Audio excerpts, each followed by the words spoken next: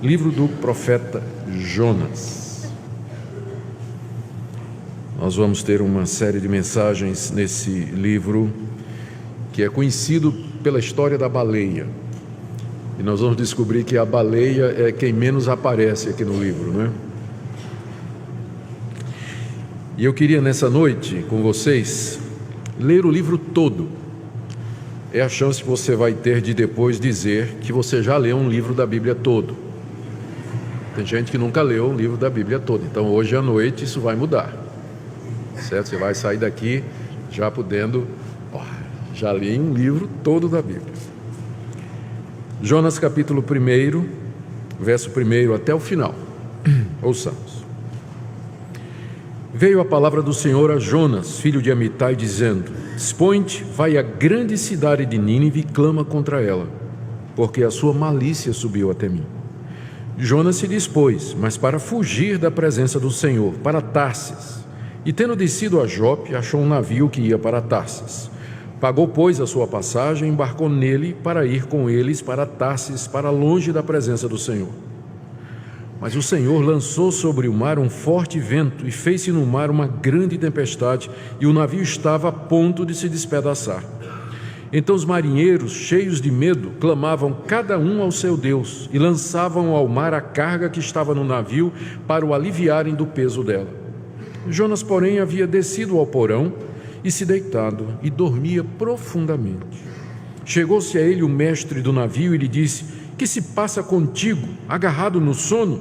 Levanta-te, invoca o teu Deus, talvez assim esse Deus se lembre de nós para que não pereçamos. E diziam uns aos outros: Vinde e lancemos sortes, para que saibamos por causa de quem nos sobreveio esse mal. E lançaram sortes, e a sorte caiu sobre Jonas. Então lhe disseram: Declara-nos agora por causa de quem nos sobreveio esse mal. Que ocupação é a tua? De onde vens? Qual tua terra? E de que povo és tu? Ele lhes respondeu: Sou hebreu e temo ao Senhor, o Deus do céu, que fez o mar e a terra. Então os homens ficaram possuídos de grande temor e lhe disseram: Que é isso que fizeste? Pois sabiam os homens que ele fugia da presença do Senhor, porque ele o havia declarado. Disseram-lhe: Que te faríamos para que o mar se nos acalme? Porque o mar se ia tornando cada vez mais tempestuoso. Respondeu-lhes: Tomai-me e lançai-me ao mar, e o mar se aquietará, porque eu sei que por minha causa vos sobreveio essa grande tempestade. Entretanto os homens remavam, esforçando-se por alcançar a terra, mas não podiam, porquanto o mar se ia tornando cada vez mais tempestuoso contra eles. Então clamaram ao Senhor e disseram: Senhor, rogamos-te que não pereçamos por causa da vida desse homem, e não faças cair sobre nós este sangue, quanto a nós inocente, porque tu, Senhor, fizeste como te aprouve. E levantaram a Jonas e o lançaram ao mar, e cessou o mar da sua fúria. Temeram, pois, esses homens em extremo ao Senhor, e ofereceram sacrifícios ao Senhor e fizeram votos. Deparou o Senhor um grande peixe para que tragasse a Jonas, e esteve Jonas 3 dias e 3 noites no ventre do peixe. Então Jonas, do ventre do peixe, orou ao Senhor seu Deus e disse: Na minha angústia clamei ao Senhor, e ele me respondeu. Do ventre do abismo gritei, e tu me ouviste a voz.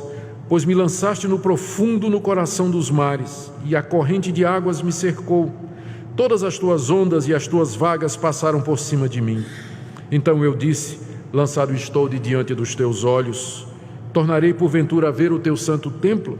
As águas me cercaram até a alma, o abismo me rodeou e as algas se enrolaram na minha cabeça.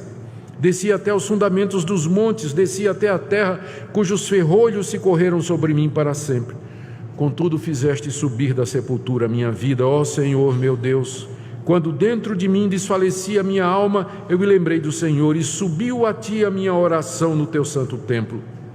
Os que se entregam à idolatria vã abandonam aquele que lhes é misericordioso. Mas com a voz do agradecimento eu te oferecerei sacrifício, o que votei pagarei. Ao Senhor pertence a salvação. Falou, pois, o Senhor ao peixe, e este vomitou a Jonas na praia, na terra. E veio a palavra do Senhor segunda vez a Jonas, dizendo: Dispõe-te, vai à grande cidade de Nínive e proclama contra ela a mensagem que eu te digo. Levantou-se, pois, Jonas e foi a Nínive, segundo a palavra do Senhor. Ora, Nínive era cidade muito importante diante de Deus e de 3 dias para percorrê-la. Começou Jonas a percorrer a cidade caminho de um dia e pregava e dizia: ainda 40 dias e Nínive será subvertida. Os ninivitas creram em Deus e proclamaram jejum e vestiram-se de panos de saco, desde o maior até o menor. E chegou essa notícia ao rei de Nínive. Ele se levantou do seu trono, tirou de si as vestes reais, cobriu-se de pano de saco e assentou-se sobre a cinza.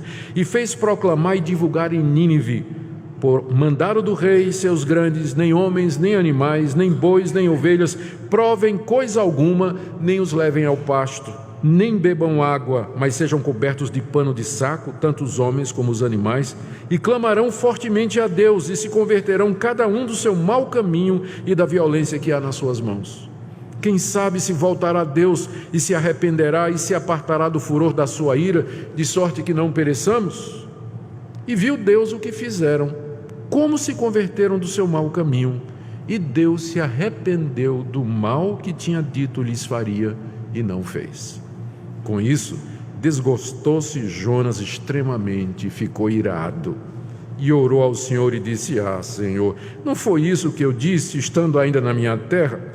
Por isso me adiantei, fugindo para Tarsis, pois eu sabia que és Deus clemente e misericordioso, e tardio em irar-se, grande benignidade, que te arrependes do mal. Peço-te, pois, ó Senhor, tira minha vida, porque melhor me é morrer do que viver. E disse o Senhor: é razoável essa tua ira? Então Jonas saiu da cidade e assentou-se ao oriente da mesma, e ali fez uma enramada e repousou debaixo dela à sombra, até ver o que aconteceria à cidade. Então fez o Senhor Deus nascer uma planta, que subiu por cima de Jonas, para que fizesse sombra sobre a sua cabeça, a fim de o livrar do seu desconforto. Jonas, pois, se alegrou em extremo por causa da planta. Mas Deus, no dia seguinte, ao subir da alva, enviou um verme, o qual feriu a planta e esta se secou. Em nascendo o sol, Deus mandou um vento calmoso oriental. O sol bateu na cabeça de Jonas, de maneira que desfalecia, pelo que pediu para si a morte, dizendo: melhor me é morrer do que viver. Então perguntou Deus a Jonas: é razoável essa tua ira por causa da planta? Ele respondeu: é razoável a minha ira até a morte. Tornou o Senhor: tens compaixão da planta, que te não custou trabalho, a qual não fizeste crescer, que numa noite nasceu e numa noite pereceu? E não hei de eu ter compaixão da grande cidade de Nínive, em que há mais de 120.000 pessoas que não sabem discernir entre a mão direita e a mão esquerda, e também muitos animais? Oremos. Senhor, muito obrigado pela tua palavra. Muito obrigado pela tua paciência com Jonas. Muito obrigado pela tua paciência conosco. Nós pedimos, Senhor, que a exposição desse livro nos revele mais a respeito da tua soberania, do teu poder, da tua majestade, da tua compaixão para com pessoas, para com pecadores como nós. Pedimos, nosso Pai, que a exposição desse livro seja usada por ti para reconciliar pecadores a ti, para levar pessoas ao arrependimento e para que todos nós reconheçamos que não há outro Deus a não ser o Senhor. Fala aos nossos corações, pedimos em nome de Jesus. Amém. 2 razões para falarmos sobre o livro de Jonas eu queria trazer para vocês nessa noite. A primeira é que ele revela muita coisa a respeito de Deus. Na verdade, a estrela do livro não é o profeta Jonas, mas é Deus. Deus é quem transparece praticamente em cada versículo desse livro, agindo, interagindo, sendo paciente, perguntando, respondendo, observando. Eu sei que nós estamos acostumados desde o departamento infantil a estudarmos o livro de Jonas, e o foco é o profeta fujão, profeta desobediente que foi embora para longe do que Deus tinha mandado, e Deus mandou, e Deus foi atrás dele e o colocou na barriga de um peixe. E Jonas é a grande estrela do livro, pelo menos é assim que a gente geralmente ouve, é assim que a gente aprendeu, talvez. Mas a verdade é que esse livro é sobre Deus e sobre o seu domínio sobre todas as coisas e sua misericórdia para com as pessoas. E eu creio que essa é uma mensagem que nós precisamos escutar no dia de hoje, a respeito deste amor e dessa compaixão que Deus tem, inclusive com aquelas pessoas que nós não gostamos e que a gente fica com raiva quando se converte. Deus gosta inclusive deles. Então, eu creio que essa mensagem é importante para que nós, em dias difíceis que nós estamos vivendo, nós nos lembremos quem é Deus, o Deus a quem nós servimos. A segunda razão é que esse livro, ele é citado 2 vezes por Jesus. Isso não seria uma coisa que o coloca em vantagem, porque Jesus cita muitos outros livros do Antigo Testamento, mas é que, em particular, Jesus se refere a essa história de Jonas e ao evento dele ter passado 3 dias e 3 noites no ventre do peixe, como sendo um tipo ou uma figura da sua morte e do seu sepultamento. Lá em Mateus 12, de 38 a 42, Jesus faz 3 citações do livro de Jonas. Primeiro ele diz: da mesma maneira que Jonas permaneceu 3 dias e 3 noites no ventre do peixe, assim também eu ficarei 3 dias e 3 noites no ventre da terra. Então, a história pessoal de Jonas, particularmente aquele evento, é um tipo dos sofrimentos de Cristo. Segundo, Jesus disse: os ninivitas se arrependeram com a pregação de Jonas, e no dia do juízo, eles condenarão aqueles que viram os meus sinais e os meus prodígios. Jesus estava falando para as cidades da sua época, onde ele fez muitos milagres, e o pessoal não se arrependeu e não creu. Jesus disse: olha, no dia do juízo, os ninivitas vão se levantar contra vocês, porque vocês viram todos esses milagres e vocês não se converteram, mas eles se arrependeram com a pregação de Jonas. E a terceira coisa que Jesus disse: e aqui está quem é maior do que Jonas. Então, 3 coisas do livro de Jonas: a figura de Jonas, o tempo que ele passou no peixe e o resultado da sua pregação, que foi o arrependimento dos ninivitas. Essas 3 coisas são citadas por Jesus, e Jesus inclusive usa esses eventos para dizer quem ele é, que ele é maior do que Jonas, que ele é aquele que vai morrer pelos nossos pecados, que vai ser sepultado, e que no dia do juízo, então, ele espera que essa mensagem tenha sido ouvida e que as pessoas se arrependam. É por esse motivo que eu entendo que estudar esse livro é tão importante para nós. Mas o que é esse livro? Nós acabamos de ler, não é? Ele está no meio dos profetas, mas só que Isaías não é bem assim, não é? Isaías é o tempo todo: assim diz o Senhor, assim diz o Senhor. Ezequiel: assim diz o Senhor. Joel e tudo mais. Jonas parece um livro, parece uma história, na verdade. E não, de longa data, se questiona o que é esse livro. Muitos acham que isso aqui é uma parábola. Esses fatos não aconteceram de verdade, mas foi uma invenção de algum poeta hebreu, judeu, que queria trazer uma lição a respeito de Deus e da nação de Israel. Tipo assim, que Deus, ele é Deus das outras nações também, e não somente da nação de Israel. Então ele inventou essa história de um profeta fujão, que era muito nacionalista, que odiava os outros povos, e que Deus acabou levando de qualquer forma, e mesmo a contragosto do profeta, Deus alcançou as outras nações. Então isso aqui seria, segundo essas pessoas, uma história, não é? Que teria sido criada com esse propósito. Nada disso aqui teria acontecido. A verdade é que desde cedo muita gente ridicularizou os cristãos por acreditarem nisso aqui. Eu cito aqui 2 escritores pagãos, um chamado Porfírio e o outro chamado Juliano, que já no século I e II zombavam dos cristãos, porque os cristãos acreditavam nessa história de que um peixe engoliu um homem, que subiu uma árvore, que o verme mordeu ali e que secou. Eles zombavam porque os cristãos acreditavam nisso. E outros dizem até que essa história, ela foi inventada a partir de histórias de outros povos, outras lendas. Há, por exemplo, nos escritos de Homero, que é aquele famoso poeta grego que viveu muitos anos antes de Cristo, o autor da Ilíada e da Odisseia. Ele conta uma história que o famoso Hércules, ele passou 3 dias no ventre de um monstro marinho para salvar a sua amada Alcione. E também tem uma história de outro herói chamado Perseu, que liberta Andrômeda de um monstro marinho. Então foi isso que aconteceu. Um escritor, um poeta hebreu pegou essas histórias e fez uma versão hebraica. E Jonas aparece aí como sendo esse cidadão.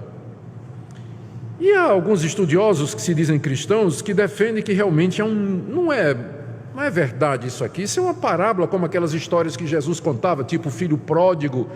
Jesus inventou uma história para ter uma lição. Então isso aqui seria uma parábola no Antigo Testamento, né? Porque os milagres aqui não são razoáveis, né? Peixes não engolem homens, cidades inteiras se converter com a pregação de um cidadão, um dia só que ele pregou, a cidade inteira se converteu.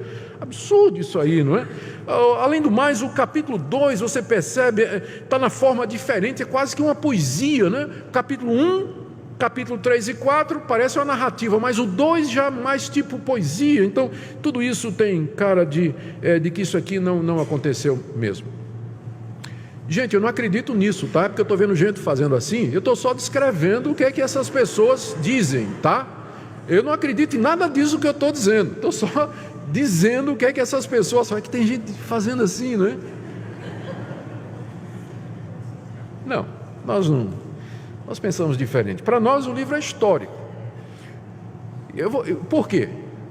Porque o problema desse pessoal que acha que isso aqui nada aconteceu, porque esse negócio de peixe engolir homem, cidade inteira se converter, planta subir e a lagarta morder e ela morrer, o problema desse pessoal não é com isso, o problema desse pessoal é com Deus. Porque se Deus existe, tudo isso aqui é possível. Não é verdade? Se o Deus que a Bíblia diz lá no começo, no princípio criou Deus os céus e a terra, e disse Deus, haja luz, e houve luz, e disse Deus, haja separação, e houve, e disse Deus, a vida surja, e a vida surgiu. Ora, se existe um Deus como esse, qual é o problema dele fazer uma piaba engolir um homem? Então o problema desse pessoal não é com o milagre, mas com o conceito que eles têm de Deus. Porque se você crê na existência do Deus da Bíblia, nada disso é impossível. Nada disso é impossível. Ele é o Deus Todo-Poderoso que do nada fez surgir tudo que existe. O que é impossível para Ele? Ele faz o que Ele apraz e o que Ele quer. Ele é onipotente, significa que Ele tem todo o poder para fazer o que Ele quiser. Então, o problema desse pessoal é com Deus, não é com o livro. Porque uma vez admitida a existência do Deus da Bíblia, tudo mais é possível. Segunda coisa, qual é o problema se Jonas, quando narra aqui a oração dele, no capítulo 2, ele faz isso sob a forma de poesia? Jonas era um judeu, Jonas era um profeta, ele frequentava o templo em Jerusalém. Lá ele ouvia os salmos de Davi. Os salmos de Davi são orações que o rei Davi fazia e que eram colocadas na forma poética para serem cantados pelo povo no templo. Jonas cresceu ouvindo isso. Qual seria a linguagem mais natural para Jonas escrever uma oração? Os salmos, estilo dos salmos, que é exatamente isso aqui. O capítulo 2 é um salmo, é a linguagem do coração dele que ele aprendeu desde menino no templo. Não tem problema nenhum com isso. E sobre a questão dos mitos pagãos, aí é um problema de anacronismo. Nós temos que verificar algumas coisas. Primeiro, ninguém tem certeza nem de que Homero existiu. Não tem nem, a gente só sabe desse poeta porque um segundo, terceiro escritor preservou um fragmento de uma história tal, ao contrário do livro de Jonas, cujas cópias, manuscritos e pergaminhos existem as dezenas datando da época de Cristo Jesus ou antes. Com a descoberta dos manuscritos do Mar Morto, descobriu-se manuscritos do livro de Jonas que antecedem o nosso conhecimento do Antigo Testamento em 1000 anos. Então qual é o problema? O que é mais fácil? Jonas ter copiado esse pessoal, esses mitos pagãos gregos, ou os gregos terem copiado a história de Jonas, considerando a possibilidade de que a história hebraica antecede esses mitos pagãos? É uma questão de estudar cronologia e história, não é? Antes da gente dizer que há dependência literária. Mas para nós o elemento aqui mais importante é que Jesus Cristo, ele considerou esse livro como histórico. Ele disse assim: da mesma forma, eu já citei, da mesma forma que Jonas passou 3 dias e 3 noites no ventre do peixe, eu também vou ficar sepultado. Ora, se a história de Jonas é um mito, a comparação quebra na emenda. Não faz sentido Jesus fazer essa comparação. Pior ainda quando ele diz, está aqui quem é maior do que Jonas. Mas qual é a vantagem disso? Jonas não existiu. Então só faz sentido a comparação de Jesus se o livro de Jonas for histórico. Inclusive quando ele diz que no dia do juízo os ninivitas se levantarão e haverão de condenar aqueles que ouviram a pregação de Jesus e não se arrependeram. Ora, se o livro de Jonas é um mito, o argumento de Jesus é bobo. Não faz sentido. Então, para nós, faz diferença sim se o livro de Jonas é histórico. Faz diferença sim se ele está narrando eventos e fatos que aconteceram. Para nós não existe nenhuma dificuldade em receber esse livro como sendo o registro de acontecimentos. Agora, a próxima pergunta então é quem é esse Jonas sobre quem o livro fala? A gente não sabe muita coisa do profeta não. Ele de acordo com o livro dos Reis, capítulo 14, há uma referência a Jonas. Ele era filho de Amitai, da tribo de Zebulon, onde ficava a cidade de Gat-Hefer, que é a cidade natal dele. Isso aqui ficava no Reino do Norte.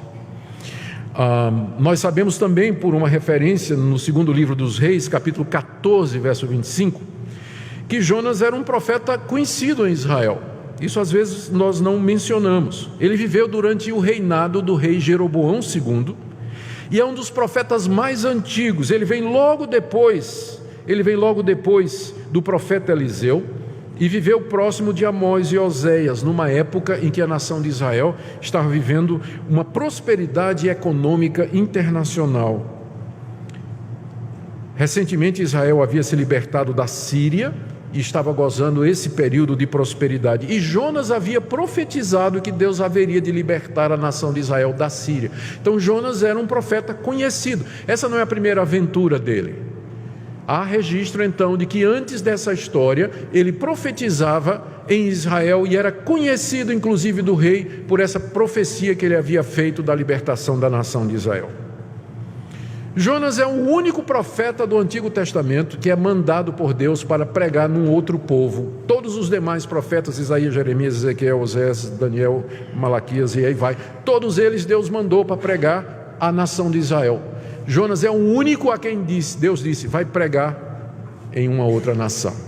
Ele é o único que fez isso. E é curioso que não aparece o nome de Israel nenhuma vez aqui no livro, né? A única referência mais próxima é quando ele diz assim, eu sou hebreu, que significa eu sou judeu, eu sou de Israel, mas não há menção nenhuma à nação de Israel aqui. Jonas era um homem temente a Deus, vocês perceberam pela leitura, não é? Ele era um homem temente a Deus. Ele reconheceu o pecado dele aos marinheiros. Quando os marinheiros descobriram que a culpa da tempestade era dele, ele admitiu a culpa dele. Ele declarou diante dos marinheiros que ele acreditava no Deus que criou o mar e a terra. Ele orou a Deus no ventre do peixe. E quando Deus lhe dá uma segunda chance, ele obedece e vai pregar. Jonas era crente, ele era temente a Deus, ele tinha fé. Mas Jonas tinha uma luta interna, primeiro com a sua raiva que ele tinha dos ninivitas. Jonas tinha raiva dos ninivitas. E a gente pode entender por quê. Nínive era a capital da Síria. A Síria era o reino internacional que estava se levantando no horizonte. E a Síria era conhecida pela violência militar. Quando eu era pequeno, meu pai, jovem, menino, meu pai tinha comprado uma coleção chamada Tesouro da Juventude. Eu não vou nem perguntar quem é que já conhecia aqui, porque talvez não tenha, né? Eu vou passar vergonha aqui. Quem é que conhece? Ninguém levanta a mão, então não vou perguntar. Então, Tesouro da Juventude era uma coleção que tinha história, arte, geografia, matemática, poesia. Era uma enciclopédia para juvenis. E eu gostava demais. E tem uma imagem lá no livro de história que ficou na minha cabeça gravado. É de um guerreiro assírio no campo de batalha com o pé no pescoço do inimigo derrotado e ele avançando para arrancar a língua do soldado vencido com a mão. Mas era a violência do exército assírio. Eles eram maus, eles eram cruéis, eles não tinham piedade, eles não tomavam reféns, eles exterminavam a todos com requintes de crueldade. E a Assíria já tinha feito incursões em Israel, no reino do norte, de onde era Jonas. Então, provavelmente Jonas, como quase todos os judeus, odiavam os assírios, especialmente os ninivitas, que eram os moradores da capital. E de repente Deus diz para Jonas: vai lá pregar na Assíria, lá em Nínive. Aí Jonas diz: Deus, pede qualquer coisa, menos isso. O Senhor pode pedir o que o Senhor quiser, mas eu ir pregar na Assíria aos ninivitas, Senhor. Então Jonas lutava, você vê que é uma luta aqui no livro, entre um homem que teme a Deus, que sabe que Deus é real, e o ódio que ele sentia pelos seus inimigos. Ele lutava com aquele senso de justiça, do tipo assim: Deus, não é justo que o Senhor perdoe os ninivitas. Não é justo. O Senhor pode perdoar qualquer outra pessoa, qualquer outro povo, mas não os assírios. O Senhor não pode perdoar. Esse povo é mau, esse povo é ruim, esse povo matou muita gente, e se eu for pregar lá, eu já sei o que vai acontecer. O Senhor é tão bom, que o Senhor vai perdoar esse pessoal. E logo eu, para fazer isso, para pregar lá. Jonas lutava com aquele senso de justiça, do tipo assim: tem que pagar pelos pecados, que não é só de Jonas, não é verdade? Que às vezes está no seu coração, não é verdade? Você fica até com raiva quando determinadas pessoas se convertem, não é verdade? Assim, o cara fez, aprontou, fez de tudo, traiu a mulher, abandonou o filho, traficando de droga, e agora aparece crente, aparece convertido. Não já passou esse sentimento no seu coração? Né? Que não é justo. Não é justo a pessoa fazer tanta coisa errada e depois se converter, e depois ser perdoado. Deus perdoar esse pessoal não é justo. Jonas lutava com isso, e ele lutava contra o seu desejo de vingança. Ele queria, na verdade, que Deus tacasse fogo em Nínive, como fez em Sodoma e Gomorra. Diz o texto aqui, lembra? Que ele saiu da cidade, fez lá um camarote e ficou esperando o fogo cair do céu em cima de Nínive. Aquele desejo de vingança contra os inimigos, que não é só de Jonas, não é verdade? Que às vezes se instala no seu coração, contra aquelas pessoas que você acha que fizeram alguma coisa errada, que não merece um perdão, que não merece um recomeço, alguém que lhe ofendeu, alguém que lhe magoou, e você diz: não é justo que Deus perdoe, não é justo que essa pessoa se saia bem, não é justo que essa pessoa seja abençoada. Enquanto eu estou aqui, aquela pessoa que fez todo esse mal para mim está lá. De repente, Deus abençoou, Deus perdoou, se reconciliou com Deus. Jonas lutava com a sua falta de perdão. Ele não queria perdoar os ninivitas. Ele achava que não era justo. Era crente, mas ele brigava. O livro todo é uma briga de Jonas com esse sentimento. Então por que ele escreveu esse livro? É que eu desconfio que depois da última lição ele se arrependeu, embora ele não relate aqui. O livro termina em aberto, você notou, não é? E os estudiosos perguntam por que o livro termina em aberto. Porque Jonas, terminando dessa forma, o livro apresenta Jonas como um vilão. Ele é o vilão da história. Mas eu li comentários que dizem que provavelmente Jonas, depois de que tudo isso aconteceu, ele volta para sua terra.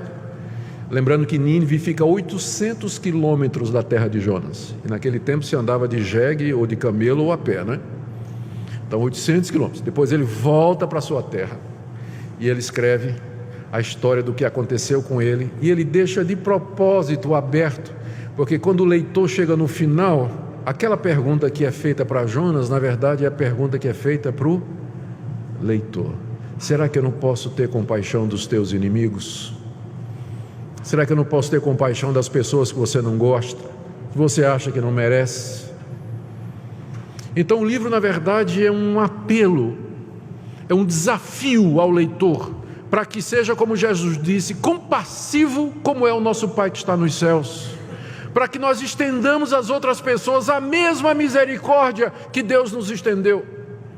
Jonas foi salvo de morrer afogado, porque Deus mandou um peixe para salvá-lo, mas ele não queria conceder salvação aos ninivitas. O livro termina em aberto, porque nos pergunta: você vai ser como Deus ou você vai ser como Jonas? Os temas do livro, essa é a razão que nós entendemos pela qual Jonas escreveu a sua história. E ao fazer isso, ele registra aqui alguns temas centrais. O tema que transparece aqui, 2 temas transparecem aqui no livro. Primeiro é a soberania de Deus sobre toda a criação. Tudo nesse livro obedece a Deus. Jonas diz assim no verso 9 do capítulo 1: eu sirvo ao Deus que fez o mar e a terra. O vento obedece a Deus, capítulo 1, verso 4. O mar obedece a Deus, capítulo 1, verso 15. O peixe obedece a Deus, capítulo 1, verso 17 e 2, 10. A planta obedece a Deus, capítulo 4, de 6 a 8. O verme obedece a Deus, capítulo 4 em diante. Só o crente não obedece a Deus nesse livro. Só o crente não obedece, mas tudo mais obedece a Deus nesse livro. Em si só isso é uma lição para nós, não é? Eita, povinho teimoso somos nós. O livro, ele é quase que irônico, não é? Tudo aqui obedece a Deus. Os marinheiros obedeceram a Deus, os ninivitas se curvaram diante de Deus, mas Jonas não obedeceu a Deus. O livro termina Jonas com raiva. Jonas com raiva. Então esse livro, ele mostra primeiro a soberania, o controle de Deus sobre todas as coisas. Segundo, a grande compaixão de Deus, o grande amor de Deus, não somente pelo seu povo Israel, mas ele teve compaixão daqueles marinheiros que clamaram, quando finalmente perceberam que quem era o Deus que estava por detrás. Eles clamaram a Deus e Deus os atendeu, e diz lá que os marinheiros serviram a Deus. Quem sabe os marinheiros também se levantarão no dia do juízo com os ninivitas e nos acusarão da nossa incredulidade e da nossa teimosia,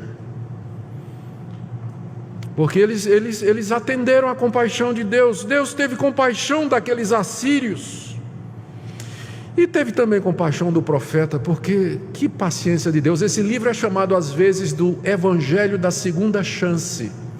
No Antigo Testamento, Moisés não teve uma segunda chance. Deus disse a Moisés: fala a rocha. Moisés bateu na rocha, Deus disse: você não vai entrar na terra. Mas Jonas desobedeceu, Deus foi atrás e diz: agora Jonas, vamos de novo, repita comigo, tá? Vamos fazer a lição de casa. Você vai para Nínive. Nem todo mundo recebe uma segunda chance, como Jonas recebeu. O livro mostra a compaixão de Deus o tempo todo e termina dizendo: será que eu não tenho o direito de ter compaixão dessa grande cidade? São estas as lições que o livro nos dá. E ele termina então nos desafiando. Mas o objetivo, o tema maior do livro, sem dúvida, é o seu caráter messiânico, que eu já mencionei. A libertação do ventre do peixe é uma analogia da ressurreição de Cristo. E o arrependimento dos ninivitas é uma prévia da conversão dos gentios e do dia do juízo. E também serve como repreensão ao povo de Deus. Os ninivitas pagãos se arrependeram, mas os judeus permaneceram endurecidos até a vinda do Messias. Eu quero terminar, meus irmãos, fazendo uma aplicação para nós. Esse livro nos desafia e nos pergunta: nós somos como Deus? Temos compaixão das pessoas ao nosso redor? Mostramos misericórdia às pessoas ao nosso redor, mesmo que elas sejam o que são? Somos como Jonas, desobedientes, recalcitrantes? Não estou perguntando se nós somos crentes, porque Jonas era. Mas não poucas vezes aqueles que dizem temer a Deus e conhecer a Deus, eles são rancorosos eles lutam com um senso de justiça que na verdade é um orgulho, uma arrogância. Eles esquecem a misericórdia de Deus na vida deles, têm dificuldade em perdoar os outros, têm dificuldade em orar pela misericórdia de Deus para com os outros. A gente quer que Deus abençoe somente aquelas pessoas de quem a gente gosta. Esse não é Deus. O nosso Deus, a sua compaixão vai além dos limites das suas predileções. Ele é Deus não somente dos judeus, mas de toda a terra. Ele é Deus dos assírios também. Mas é claro, os assírios precisam ouvir e se converter e crer nele para serem salvos. E nós? Que compaixão nós temos pelas pessoas ao nosso redor? Cremos em Deus e no seu poder, cremos na ressurreição do nosso Senhor Jesus. Podemos dizer a Deus: Senhor, eu não quero ser como esse profeta, porque eu quero te obedecer da primeira vez, e eu quero ser um instrumento da tua misericórdia na vida de outras pessoas, mesmo aquelas pessoas que eu acho que não mereçam. Mas esse julgamento meu, ó Deus, é um julgamento humano e errado, porque tu és Deus. E da mesma forma que tu tivestes compaixão de mim, o Senhor pode ter de quem o Senhor quiser. Usa-me para levar o teu amor e o teu evangelho a todas as pessoas, mesmo aquelas que eu não gosto. Amém? Ó Deus, nós queremos pedir que a mensagem desse livro toque no nosso coração, que nós saiamos daqui nessa noite maravilhados com teu amor e nos sentindo abrigados na tua compaixão. Tenha misericórdia de nós, não nos trate segundo a nossa desobediência. Eu quero orar por aqueles que estão aqui nessa noite e que têm ressentimento no coração, senso de justiça própria, que gostariam de ver o mal dos seus inimigos, das pessoas que ofenderam. Nós queremos pedir a Deus que o Senhor nos dê amor por aqueles que nos ofendem, pelos nossos inimigos, para que nós possamos orar pelos nossos inimigos, abençoar aqueles que nos amaldiçoam, como teu filho haveria de ensinar séculos depois de Jonas. Nos ajuda a ser discípulos do crucificado, que ao ser pendurado na cruz disse: Pai, perdoa-lhes, porque eles não sabem o que fazem. Enche o nosso coração de compaixão num mundo cheio de violência, de ódio, de separação e de preconceito. Dá-nos um coração igual ao teu. É o que nós pedimos em nome de Jesus.